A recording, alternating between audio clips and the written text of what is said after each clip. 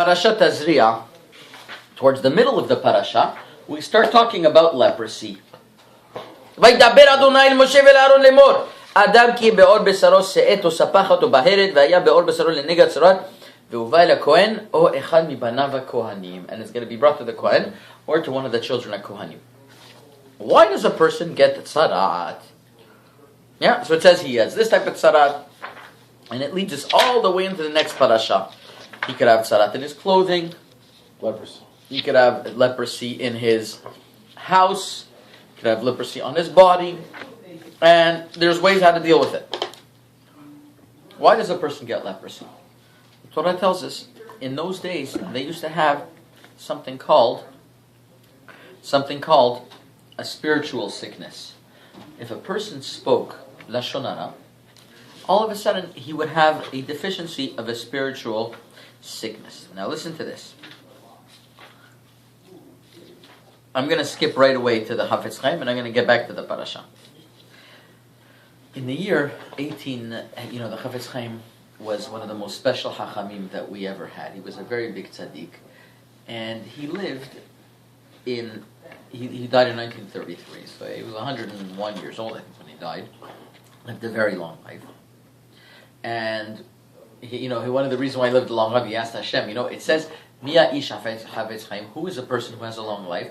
The one who guards his mouth from speaking Lashon hara. So he said, it's going to be a Hilul Hashem. It's going to be a disgrace from Hashem. I wrote the book of Chaim and I don't live a long life. Hashem gave him a long life. So, if it was that easy, huh? So when he was young, I don't know, it could be in the 1850s, 1860s, he saw that there was no complete book on the laws of Lashon hara. So he says, you know what? I have to write a book on the laws of Lashon hara. He released, I have Mishnah Brura at home. He wrote the books, the Mishnah Brura also, right? The Mishnah Brura, he wrote them. I have a set at home that I found once of books that was printed in his lifetime. He actually looked over to see if they're well printed or something. It's like he was a very, very big tzaddik, and he thinks in the future. He was a very, very, very special. And he went to get what we call approbations. You know what approbations are? Haskamot. He went to get approbations for his books. Okay? So take a look at these books. Here's a book. Take a book. Take a book. Now, open up to the beginning. Even beforehand. Right, like the first couple pages where it says Haskamat HaGeonim. Right? Very small writing. You're not able to read it. Haskamot HaGeonim are approbations. See, if you take a look, somebody called Rabbi Mordechai Kletsky, and the next one after Rabbi Baruch Mordechai Lipshitz from Navardak. Look, on the next page. Look who signed the letter. See somebody Kletsky and somebody from Navardak. These are letters that these great rabbis wrote him of approbations. Why? Because he writes a book. He has to have somebody testifying beforehand, this person is a tzaddik, and he's worthy, and he's a person that worthy of us. Acknowledgement. Acknowledge that, he's okay. You could rely on him.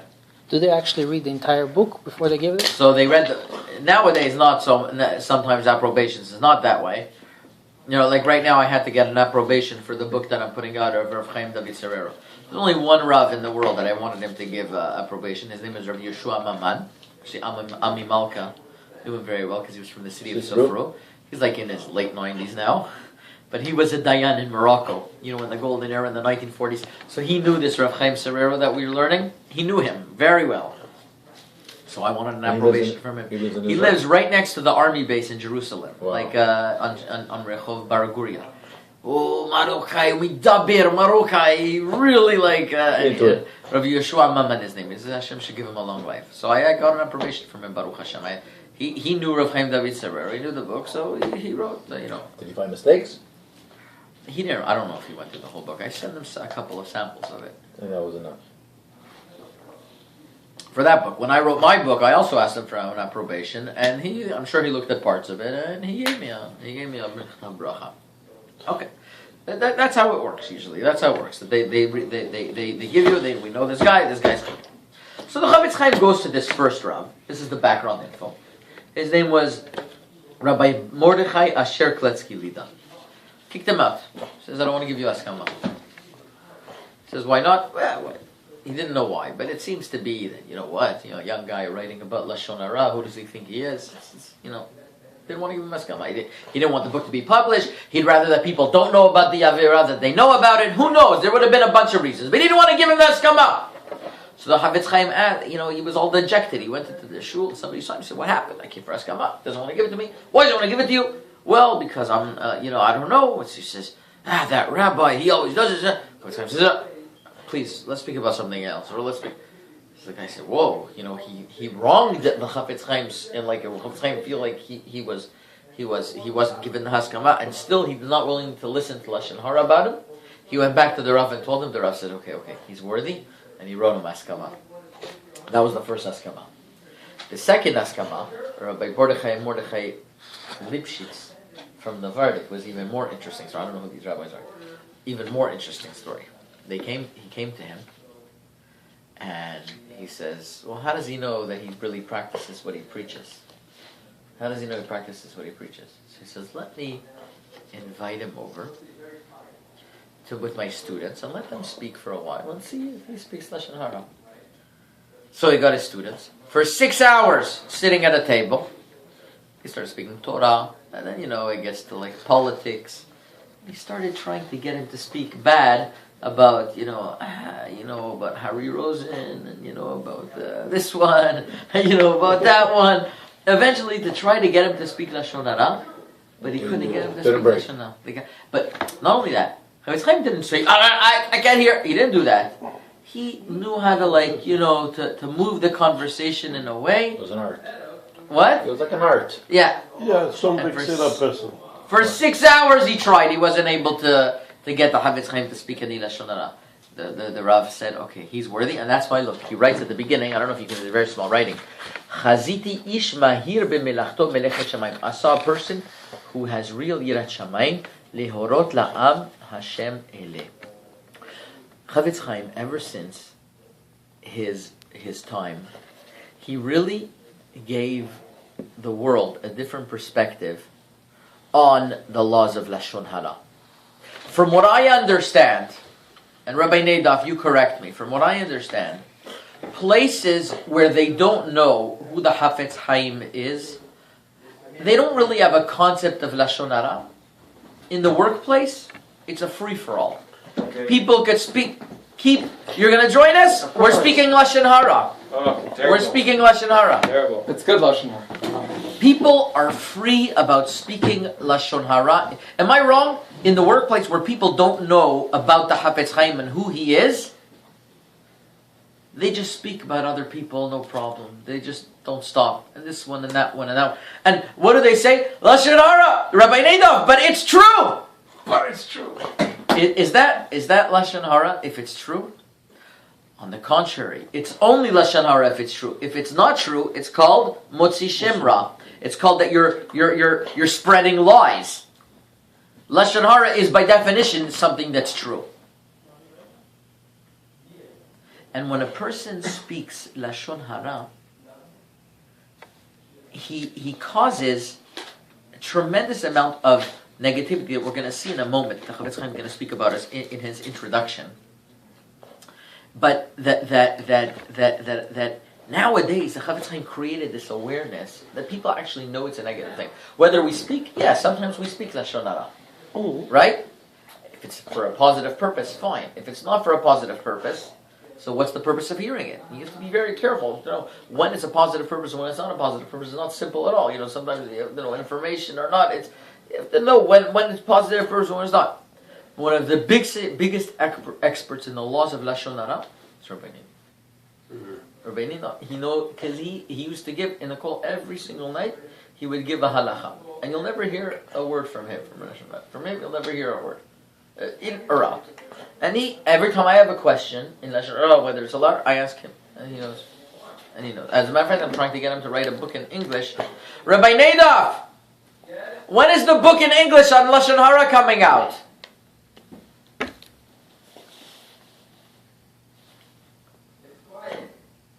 Yes, I know it's quiet. We need it. We need it out. Okay, that's my pressure for the week. Now, the awareness is what matters. Even if you just learn one halacha, I know my wife every single night, she goes on the computer, I think there's a Torah.org or something, and there's different websites, because you learn one halacha, Right. it reminds you not to speak negatively about other people. Why? And to train your kids that way also. Now listen to this. The Chaim explains to us from the Zohar Kadosh, what's so bad about Lashon hara? And he brings the Zohar Kadosh, Rabbi Shimon Bar Yochai, who says like this, that when a person speaks Lashon hara, now we're going to understand, getting back to this week's parasha, when a person speaks Lashon hara,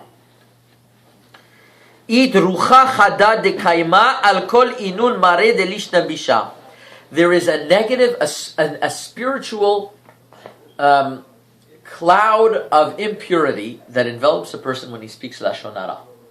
So imagine, if I had Ruach HaKodesh, I'd be able to see on people, or on myself, more like it, like a cloud of impurity, if I speak Lashon hara. And you see, that's why, in my opinion, people got leprosy, because it used to be that a person would get a sickness. It would start in the spiritual. Nowadays, it's all physical because we don't see the same way that. But don't we still have that spiritual thing? So if leprosy was given because you spoke Lashon hara, or you had this impurity or whatever you think, why wouldn't it be today? I was thinking of that. What I think the answer. It's a good question. You know, I mean, we need it more now than ever. I think the answer is that we don't have a kohen, we don't have the level of a kohen knowing why you did it and how to get rid of it. So we can't have it. So it doesn't come because of that anymore. Because we don't have the refuah, so we can't have the makah. We don't have the antidote, so we can't have the sickness. But if Hashem kept it going along all through times, yeah, and then people today would understand what it's from. The fact that it stopped for the past 150 years or 200 years.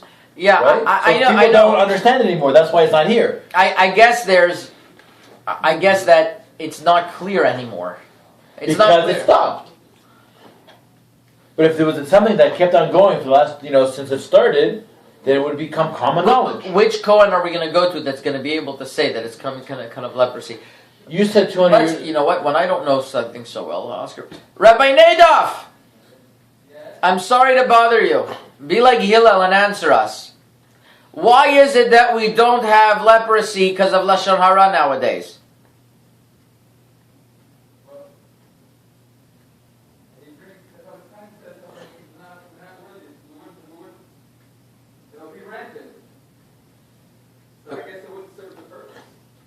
Why not? If it would be rampant, that means people would learn from their mistake. I guess it would just be. I guess it'd be too much. I guess it wouldn't serve its purpose. Why not? Well, no, not to speak Lashon hara. There's AIDS today, and that AIDS has eliminated a lot of people of doing things that they shouldn't be doing. Yeah. There's because of the AIDS, a lot of drug addicts won't do the drugs, manito, because they know, they've taken precautions. So if there was leprosy, and they know it was all through time that if you spoke Lashon hara, if you spoke about bad, then it would be eliminated. So I was thinking that the answer is because we don't have a Kohen to tell us, well, it's because of this and this avera. He'll be able to tell you it's general Lashon hara, but there's no special hashgacha pratit, there's no special, but I don't really know. I guess we're both trying to find an answer, but we don't have a satisfying answer. But it does say that it is surat on the nefesh, though. Oh, it still stays on our nefesh, just we can't see it on our bodies? Something like that. In other words, it doesn't translate on our bodies That's anymore. like, in our spiritual neshama above. So why was it before? So why before it wasn't on the spiritual? It was, and it went on the spiritual, and because it went on the spiritual, it translated into our bodies. Yeah, but guys, you can't see it on the spiritual, and it doesn't affect your ability. Well, you can't see it's there. How is it there? Do you know? Yes, I believe. I believe that from the scriptures that is there, but I can't see it. You're right, I can't. So why before in the past it was there? because we were on a higher level that we would learn the lesson from. That's why we're. That was a higher level. They destroyed. We destroyed. Okay, but it's according to their level. Noah's the world was destroyed. The world was destroyed 1,000 times before this time. Well, they were. It's every time there's a rainbow, the world will. It's to remind us about Noah's Ark. Yeah, and you know how many times there was rainbows? Every day.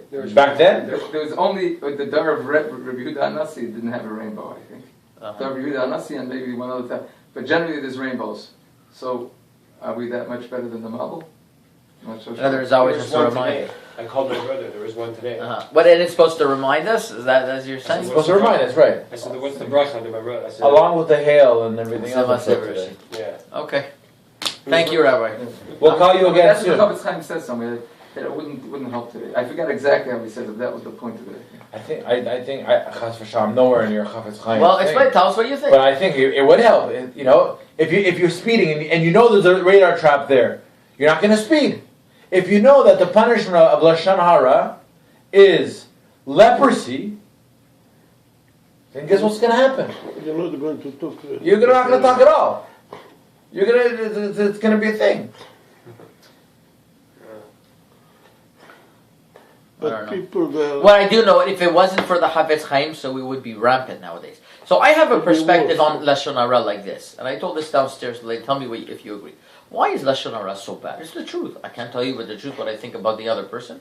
Why is Lashon hara so bad? Because it might hurt the other person. But let's say I want to tell you, Eli, you know Warren Goldman? That Warren Goldman guy, he is such a dirty player, you have no idea. Because I don't know Warren Goldman. You know, You only know we're Warren. good friends. But we only know Warren Goldman. Yeah. So by you saying that, therefore, I have a perception of this guy. Beautiful. And I think like this, just, why don't Eli and I look alike? Because the Gemara says like this, Keshem sheparzufem enam domim, kach de'otem enam domim. Just like our faces are different, it's coming to teach us that also our personalities are different. Me, it bothers me what Warren Goldman is doing, but for him it doesn't bother him. So why should I stick with him ideas that he should see that guy in a warped fashion when he doesn't have to? That's the explanation of Lashon hara. Too bad Shlomo was here tonight. You would like this. You would like this point.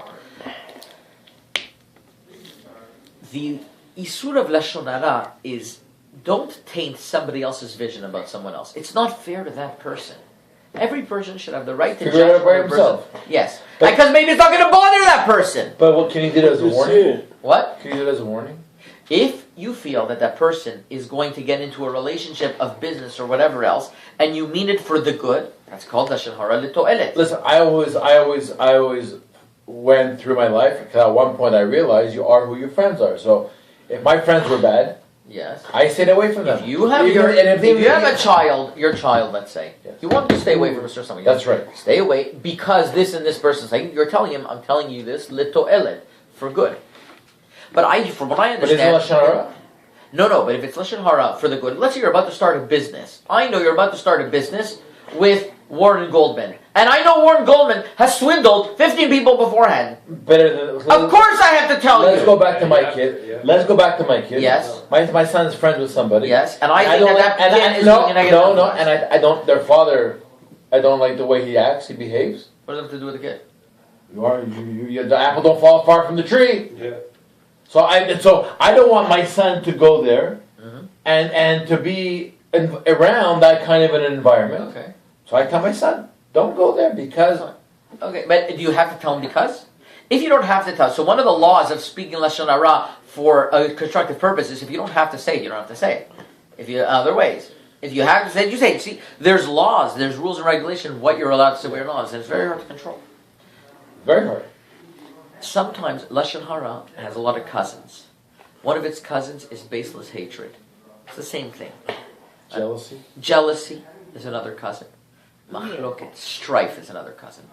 I had the opportunity today. I was invited to speak by the Bikur Cholim of Toronto, and it was for elderly people, for elderly ladies that went through a lot of them went through the Holocaust, you know. And I told them the following story, and it has to do with machloket, and how sometimes negativity, what you think about the other person, could you ruin Somebody's life. Could you ruin your own life? It could ruin your own life. Listen to this. True story. But I'm not going to say the true names. There was a guy called, we'll call him Mr. Goldman, fine, Warren Goldman. Had a beautiful daughter.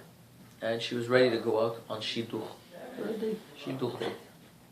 So, as she's getting ready to go out or whatever, to get different suggestions, he goes to work that day and he has a client of his, Mr. Gold. Mr. Gold tells us, Mr. Goldman, I have a perfect match for your daughter. Who? His name is Shaya Rosenberg. Shaya Rosenberg. Sorry, I'm using Ashkenazi names. They're still Jewish.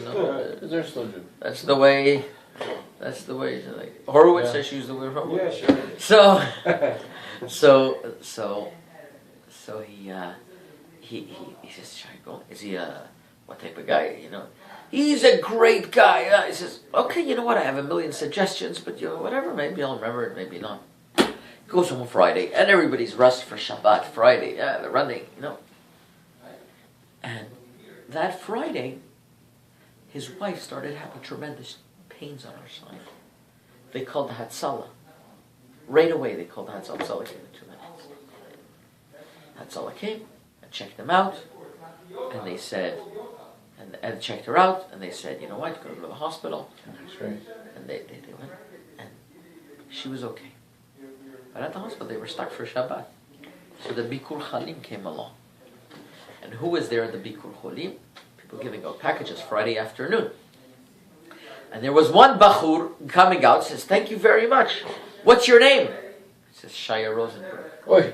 So Mr. Goldman, he's all excited. He goes to his wife. He says, I found the perfect shidduch. This Shaya Rosenberg, he's the perfect match for our daughter. I was mentioning it today, and here he is. It's a sign from Shamayim.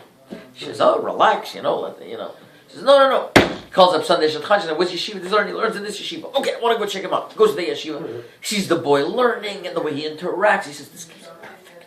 Perfect for my daughter. Everything. He's already seeing wedding bells. The grandchildren. They go out. No, he gets the shidduch. They go on a date. Knocks on the door. Come on in. So the father wants to speak to him first. Yeah. Eli's already preparing the scenario when Shira's going to bring home a prospective guy. He's going to grill him first. He's going to make sure. He'll be grilled before he even comes to my house. Exactly. He'll be grilled even before. Prerequisites. Prerequisite. Yeah. Only the best. No. He's got to be a good boy. He's got to be family. So I guess he was friends there. I guess he was friends there. It doesn't exist good family. So listen. Of course good family. Well, listen to this. Listen to what happened. So this Shayron, it's a true story. Shayron says, so you're from Montreal? Yeah, literally from Montreal. Again, Montreal. From Montreal. She says, Shai Rosenberg. So he started playing Jewish geography. Are you family with this Rosenberg? Says, Rosenberg? No, it's Rosenbaum. Says, Rosenbaum? And what's your father's name? Yitzchak Rosenbaum. He runs in the kitchen. Tells his wife. The date is off! He says, what happened? This guy, you don't remember? It's like Rosenbaum. We did a business deal with him 10 years ago. The guy swindled me. I can't believe it. And no daughter of mine is going to go 10-foot pole next to a son of this guy. I can never forgive him for what he did. He says, okay, the guy's here already. I mean, you can't do it. Maybe it's not going to work out at all. He says, okay, fine. Let them go out. Hopefully it doesn't work out, and that's it. I'm not going to embarrass him over here. They go out. Guess what? She comes back. She I'm in love. Loves him. And he's a great guy. I want to continue. My daughter, there's nothing to discuss. Get over it. You never want a father-in-law like this anyways. Get moving with your life. She runs up the stairs and she starts crying. How come? Like, what's wrong? And there's nothing to talk about. You're not.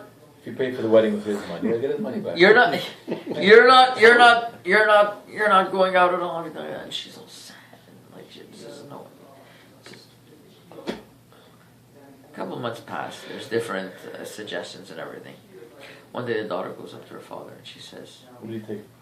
What? What did he do? What do you mean? What? Swindle in business? Yeah, they had a bad business deal. It seems like that, and they never reconciled. So she goes to her father and she says, listen, Dad, I love you and I respect you very much. But I called the shadchan yesterday and I'm going to go out with the boy again.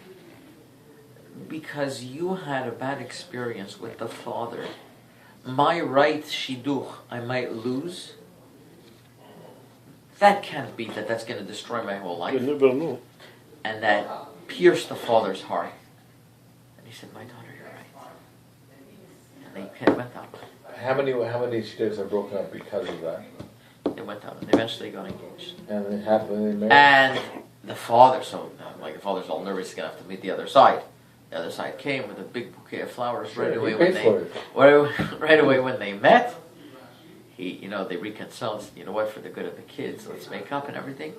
Baruch Hashem, he had a beautiful son-in-law, beautiful grandchildren, but he was about to ruin everything. Yeah. Why? Because of an old machloket. Let it go. Let it go. So, it's a true story. It's very similar. I was 22 years old. I did my first big deal with a guy in Miami. I don't want to say his name. He took, and at the time my parents were getting divorced, and he took me like his son. $80,000 US. I bought a container of merchandise. I just became Shomer Shabbat. He goes, go to the hotel. You're not going to be on time for the Chag. I'll ship the container. Make a long story short, he shipped the container with garbage inside to my customer. Make a long story short, I was at the children's wedding. I took 2 black guys at the wedding. I paid for the wedding. I took 2 black guys, and I'm going to walk in, and I was going to rip apart the whole wedding in front of 500 of his guests. Oh, his wedding? Yeah, of his children's wedding. Tove calls me my brother, crying on the phone. You're going to destroy the future of this couple. Don't do it, Eli. I'll come tomorrow. I'll help you get your wedding. I go, I'm paying for the wedding. Go, don't do it. Tove was crying because I was at the door of the synagogue with 2 Haitian guys with bats. And Tove goes, you'll ruin the future of this family, of this couple that has nothing to do with the father. True story. That's an amazing thing. True story. And I walked away. That's amazing. Never got the penny. So, are we going to have a minion here, or should I go to call out with Shul? You're not going to read it. I don't think we're going to have a minion. Okay, I'll take Shul. You gotta go. I got to take him. Okay. Go. B'ezrat Hashem. Sorry, next time. Oh, nice. It's a very That's a crazy story. true story, though. On word of a lie. It happened. I think that's our lesson that we have to learn. That Okay, thank you. Kol tov, chazak v'baruch, same Lashon place, hara same never time. pays. Lashon hara never pays. There's a song like Let them that. pay. Let's say Kriyat Shema and do Sfirat Omer Yeah, together. Yeah. El Melech Ne'eman Shema Yisrael Adonai Eloheinu Adonai Echad.